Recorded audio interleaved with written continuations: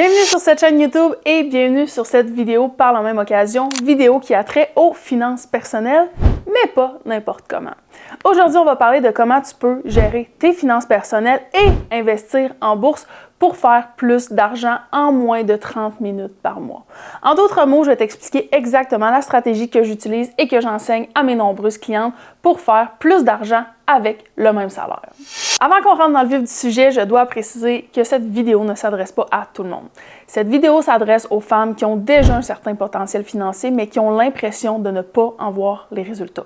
Je m'adresse à celles qui gagnent un bon salaire, qui travaillent fort, qui font les bonnes choses depuis des années, mais qui se demandent encore pourquoi elles vivent de paye en paye et qu'elles ne sont pas capables d'investir en bourse, ce qui devrait être le cas. Je m'adresse aussi à celles qui ont déjà réussi à mettre quelques économies de côté, peut-être 5 000 $, 10 000 $ et plus, mais que malgré tout, cet argent-là reste souvent immobilisé dans un compte épargne parce qu'elles ne savent pas exactement quoi faire avec. Ou alors elles savent qu'elles devraient investir, mais elles ont l'impression qu'il faut constamment surveiller leurs finances, passer des heures à gérer leur argent pour y arriver ou suivre constamment les marchés boursiers. Donc, si tu te reconnais dans une de ces situations, je veux que tu saches quelque chose. Le problème, c'est pas ton salaire ou le fait que la bourse est risquée. La plupart du temps, le problème, c'est simplement que personne ne t'a montré comment gérer ton argent et investir d'une façon qui est simple, efficace, payante et réaliste à maintenir sur le long terme. Donc, dans les prochaines minutes, je vais te montrer pourquoi la majorité des gens compliquent inutilement leurs finances et surtout comment il est possible de gérer son argent et investir sans que ça devienne un deuxième emploi. Parce qu'au final, le but, c'est pas de passer plus de temps à penser à l'argent. Le but, c'est de mettre en place un système qui te permet de t'enrichir sans que tes finances prennent toute la place dans ta vie. Et c'est exactement ce que mes clientes réussissent à faire aujourd'hui. Avant de travailler avec moi, Florence vivait de paye en paye, même en s'étant formée à gérer ses finances. Le problème, c'est qu'on lui avait montré une technique qui comportait deux grosses erreurs. La première, c'est que la gestion était trop complexe, donc elle n'a pas réussi à tenir ça dans le temps. Et la deuxième, c'est qu'elle n'avait pas appris à investir en bourse. Résultat, avec ma méthode, elle passe moins de temps à gérer son argent et elle réussit à investir chaque mois 500 $. Qu'avec le temps, elle va transformer en 1 130 000 $ et sur ce montant, elle va avoir gagné en intérêts composés 950 000 $ totalement gratuitement. Une bonne stratégie doit t'alléger l'esprit et t'enrichir. Si tu ne me connais pas encore, je m'appelle Annabelle Marquis, je suis une ex-militaire qui a tout perdu après avoir fait confiance au système dans lequel on se trouve. J'ai pris 2 vaccins pour garder mon emploi d'artilleur dans les Forces armées canadiennes et je suis tombée malade. Résultat, j'ai perdu mon emploi parce que je n'avais plus la santé pour rencontrer les conditions de base. J'ai pris 2 vaccins parce qu'on m'a menacé de me mettre dehors pour finalement être mise à la porte quand même en étant en plus malade. Au plus bas de toute cette mascarade-là, j'ai pris une décision. Ne plus jamais, au grand jamais, être dépendante d'un système qui ne veut pas mon bien. Je me suis retroussé les manches et je me suis formée. En 3 ans, je suis passée de 1 à 5 sources de revenus grâce à une bonne gestion budgétaire efficace. J'ai investi en immobilier, j'ai développé une entreprise qui vend sur Amazon et j'ai investi des milliers de dollars en bourse. La façon la plus simple de s'enrichir. Pourquoi aujourd'hui j'enseigne la gestion budgétaire et l'investissement en bourse? Tout simplement parce que c'est la base de la base. C'est ce que chaque individu devrait avoir et maîtriser pour ne pas travailler une vie entière dans le vide. Pour ne pas travailler toute une vie pour arriver à 65-70 ans et être vieille et pauvre. Si tu ne fais pas ces deux choses, la gestion budgétaire et l'investissement en bourse, ce que tu vas voir va te prendre maximum 30 minutes par mois. Tu perds de l'argent chaque jour avec le même salaire. That's it. Je suis pas ici pour te dire d'avoir un deuxième job, de te partir en business, de travailler 90 heures semaine pour t'enrichir. Non, je suis en train de te dire que tu perds de l'argent avec ton salaire. Le salaire pour lequel tu te lèves tous les matins et que tu travailles 8 heures par jour.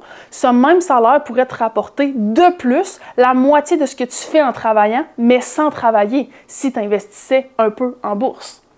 Donc, reste bien jusqu'à la fin parce que je vais te montrer exactement ce que tu pourrais gagner gratuitement en gérant bien tes finances en moins de 30 minutes par mois. Et j'ai même un autre cadeau pour toi. Donc, pour que tu comprennes bien la puissance de ce que j'enseigne, tu dois savoir que quand on parle de budget et d'investissement, il y a généralement 3 types de personnes. Le premier type, c'est la personne qui ne fait absolument rien. Son salaire entre dans son compte, les factures passent, les dépenses se font naturellement et elle croise les doigts pour qu'il reste quelque chose à la fin du mois. Et elle sait qu'elle devrait probablement s'occuper davantage de ses finances, mais elle repousse toujours ça à plus tard et le problème, c'est que plus tard, ça finit souvent par devenir dans 1 an, dans 5 ans ou même dans 10 ans. Et ça se fait jamais. Et toute sa vie, elle perd de l'argent, de 1 avec son salaire et de 2 parce qu'elle n'investit pas en bourse. Le deuxième type, c'est la personne qui décide de prendre le contrôle de son budget de façon très stricte. Elle ouvre un fichier Excel, elle crée 15 catégories de dépenses et elle commence à noter chaque transaction, chaque café, chaque achat à l'épicerie, chaque plein d'essence. Tout est comptabilisé. Sur papier, ça semble être une excellente idée. Le problème, c'est que la majorité des gens ne vont pas maintenir ce système-là sur le long terme. Après quelques semaines, parfois quelques mois, la motivation diminue, la vie reprend son rythme normal et tranquillement, on perd l'intérêt de faire ça chaque semaine, chaque mois. C'est pas parce que ces personnes-là manquent de volonté, moi-même, je le fais pas, c'est simplement parce qu'elles ont créé un système qui demande une implication constante. Chaque mois, elles doivent recommencer le même travail. Résultat, elles finissent souvent par revenir exactement au même point que la première personne, c'est-à-dire ne plus gérer son argent du tout et perdre beaucoup d'argent. Et même lorsqu'elles réussissent à tenir leur budget, il y a un plus gros problème. Toute leur énergie est concentrée sur le contrôle des dépenses. Elles cherchent à économiser davantage, à couper certaines habitudes et à optimiser leur budget, mais elles oublient complètement l'autre moitié de l'équation, faire croître leur argent. C'est là qu'entre en jeu la troisième approche, celle que j'utilise personnellement et que j'enseigne à mes clientes. L'objectif, là, c'est pas de passer sa vie à gérer son budget avec un fichier Excel. L'objectif, c'est de comprendre suffisamment sa situation pour être capable de mettre en place un système qui fonctionne pratiquement tout seul. Au départ, of course, on fait une analyse extrêmement détaillée. On regarde les revenus, les dépenses, les dettes, les objectifs, les habitudes financières et les projets futurs. On veut avoir un portrait clair de la situation parce que c'est cette étape-là qui va nous permettre de prendre les bonnes décisions et de mieux structurer. Une fois cette analyse-là complétée, on peut commencer à structurer les finances. C'est à ce moment-là qu'on décide où l'argent doit aller lorsqu'une paye entre dans le compte. Combien doit être consacré aux dépenses courantes, combien doit être dirigé vers les objectifs à court terme et combien doit être investi pour le futur. Puis vient l'étape la plus importante, l'automatisation. Plus il y a de décisions que tu dois prendre chaque mois avec ton argent, plus il y a de risques que tu abandonnes. À l'inverse, lorsque les virements sont automatiques et que l'argent se dirige déjà dans les bons endroits, la gestion financière devient beaucoup plus simple. C'est pour ça que je dis souvent qu'une bonne gestion financière ne devrait pas te prendre plusieurs heures par mois. Une fois le système mis en place, il suffit de quelques minutes par mois pour vérifier que tout fonctionne comme prévu et faire quelques ajustements au besoin. Pourquoi le troisième type va te faire perdre moins d'argent et t'enrichir? Parce que la gestion budgétaire est automatisée. Donc, tu n'as aucune raison de ne pas le faire. Ça se fait tout seul. Puis en plus, tu gagnes beaucoup d'argent en bourse en ne travaillant même pas. Maintenant, on va parler du deuxième pilier, l'investissement en bourse. Parce que gérer son argent, c'est essentiel, mais ça ne règle qu'une partie du problème. Une bonne gestion financière va t'aider à savoir où va ton argent, à mieux contrôler tes dépenses et à dégager un montant que tu peux mettre de côté. Par contre, si cet argent-là reste simplement dans un compte bancaire pendant les 20 ou 30 prochaines années, il ne va pas faire grand-chose pour toi. C'est pour ça qu'à un certain moment, il faut passer de l'étape où on gère son argent à l'étape où on le fait travailler. Avant d'aller plus loin, je pense qu'il faut prendre quelques minutes pour comprendre ce qu'est réellement la bourse parce que c'est un sujet qui fait peur à énormément de gens. Quand plusieurs personnes entendent le mot bourse, ils s'imaginent immédiatement quelqu'un assis devant plusieurs écrans à regarder des graphiques toute la journée ou encore quelqu'un qui prend des risques énormes en essayant de devenir riche rapidement. Okay? Pourtant, cette image-là représente qu'une seule minime façon d'investir en bourse. La façon la plus simple de comprendre la bourse, c'est de la voir comme un immense marché où il est possible d'acheter des parts d'entreprise. Lorsqu'une entreprise devient suffisamment grande, elle peut décider d'entrer en bourse. L'entreprise est donc divisée en millions d'actions, puis lorsqu'une personne achète une de ces actions, elle devient propriétaire d'une petite partie de cette entreprise-là. Ce que plusieurs personnes ne réalisent pas, c'est qu'investir en bourse, ça ne consiste pas simplement à regarder des chiffres monter et descendre sur un écran. Dans les faits, lorsqu'on investit, on devient réellement propriétaire d'une petite partie d'une entreprise. Derrière chaque action, il y a une entreprise qui vend des produits ou des services, qui génère des revenus, qui embauche des employés et qui cherche à croître au fil du temps. Et le plus important, c'est de comprendre que la bourse, ce n'est pas automatiquement synonyme de risque. Le risque dépend de la façon dont on investit. C'est comme avec ce que je t'ai expliqué juste avant, avec les types de profils de budget. Tout dépend de comment tu le fais. Je vais le redire, OK? Parce que c'est ce que tu dois retenir le plus aujourd'hui. Le risque en bourse dépend de la façon dont tu investis. Quelqu'un qui place toutes ses économies dans une seule entreprise prend un risque beaucoup plus important que quelqu'un qui possède un portefeuille diversifié, composé de centaines ou même de milliers d'entreprises différentes. Souvent, lorsque les gens disent que la bourse est risquée, ils confondent la bourse elle-même avec les stratégies d'investissement qui sont plus risquées. C'est justement ce qui m'amène aux 3 grandes manières d'investir qu'on retrouve chez les investisseurs. La première approche, c'est le day trading. Le principe est relativement simple. L'investisseur va tenter de profiter des mouvements quotidiens du marché en achetant et en vendant rapidement des actions.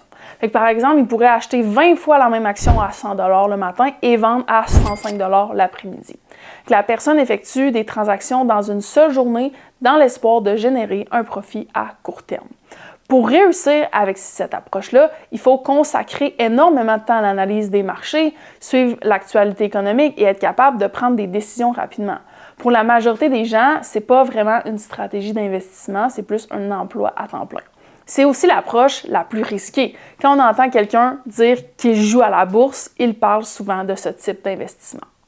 La deuxième approche, c'est le swing trading. Ici, l'objectif, c'est pas de conserver un actif pendant quelques heures, mais plutôt pendant quelques jours, quelques semaines. L'investisseur, il cherche à profiter de certaines tendances du marché avant de vendre ses actions. Cette stratégie demande généralement moins de temps que le day trading, mais elle exige tout de même un suivi régulier et une implication constante. Là encore, quand les gens parlent de jouer à la bourse, ils font souvent référence à cette approche ou à la précédente. La troisième approche est celle que j'utilise personnellement et qui est totalement différente des 2 premières. Okay? L'investissement long terme.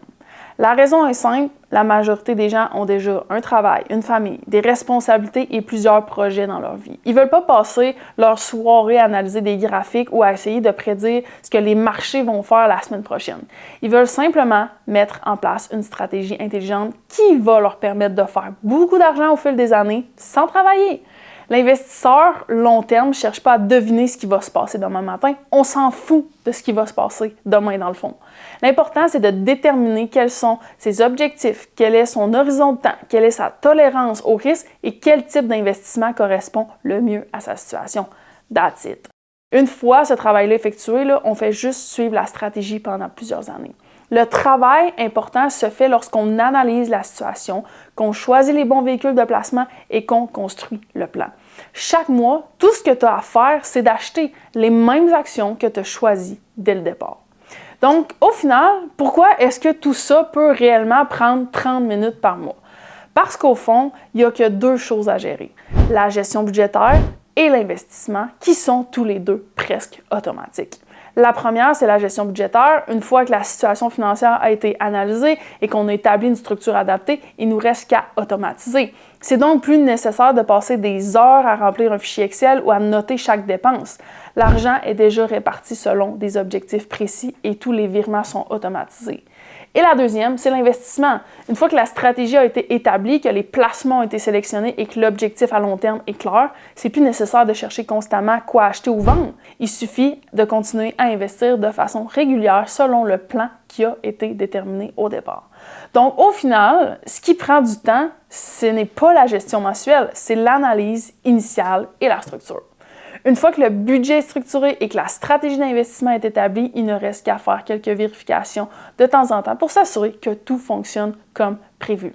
C'est exactement ce qui me permet de gérer mon budget et d'investir en bourse en moins de 30 minutes par mois. Et maintenant, laisse-moi te montrer concrètement ce que ça peut donner lorsqu'on applique cette approche pendant plusieurs années. Ma cliente Val vivait de paye en paye depuis des années. Avec le même salaire, on est allé restructurer et maintenant, elle est capable de se dégager 700 $ par mois qu'elle investit en bourse. Le plus fou, c'est que 700 $ par mois sur 25 ans, ça fait un montant de 210 000 $ qu'elle va avoir payé. Mais elle va avoir accumulé 928 000 $, ce qui lui fait 718 000 $ gagnés gratuitement en intérêt sans travailler. Et si on le divise par mois, c'est comme si elle avait gagné 2 393 $ chaque mois juste en investissant 700 $ par mois. Donc, chaque mois, la bourse lui a donné 2 393 $. C'est plus que la moitié de son salaire mensuel qu'elle a gagné sans travailler. Et maintenant, si tu réalises que tu n'as jamais vraiment pris le temps de faire cette analyse et de construire ce système, j'ai quelque chose pour toi. J'ai décidé d'offrir gratuitement un module de mon accompagnement, le module d'analyse.